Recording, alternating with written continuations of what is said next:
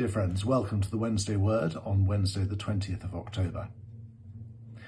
Many of us will have been deeply shocked and troubled by the recent revelations of sexual, physical, emotional and spiritual abuse by church leaders, some of whom are well-known evangelicals.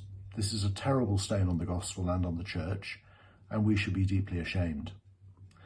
As the various reports have pointed out, it's not only the leaders themselves that are culpable, but all of us who have allowed a culture to develop in which abuse can happen.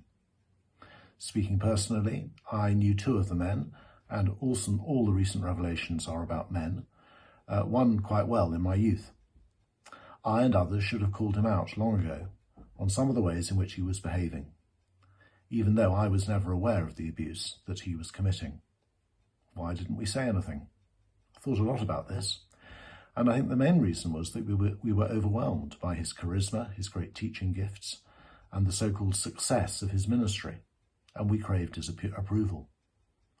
But gifts never trump godliness. Indeed, without godly character, gifts are worthless and potentially dangerous. This is what Paul says in his famous chapter on love in 1 Corinthians chapter 13. The Corinthian church was highly gifted, able to speak in tongues and prophesy, full of knowledge and great faith, generous to the poor, even willing to face extreme hardship. But they lacked one essential characteristic: love.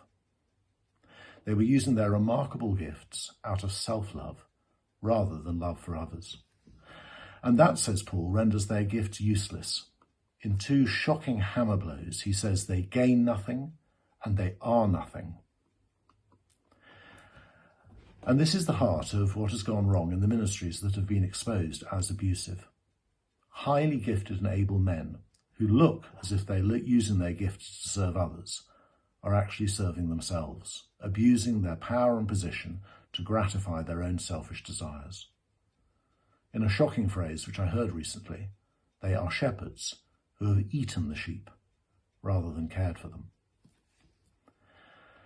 How can those of us who have been called by God to be pastors and teachers avoid such terrible abuse?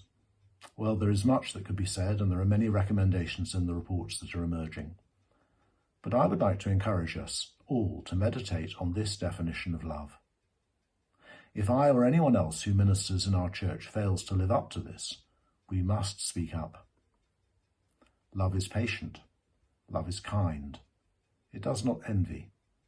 It does not boast. It is not proud. It does not dishonour others.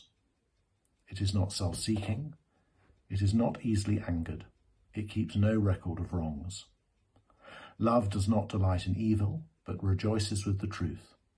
It always protects, always trusts, always hopes, always perseveres. Love never fails.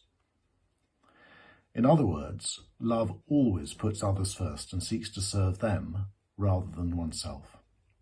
Now, that doesn't mean keeping everyone happy at all costs, but it does mean using our gifts to serve others rather than to gratify ourselves.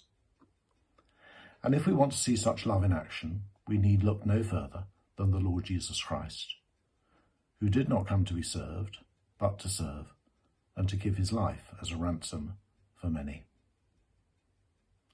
God bless you today.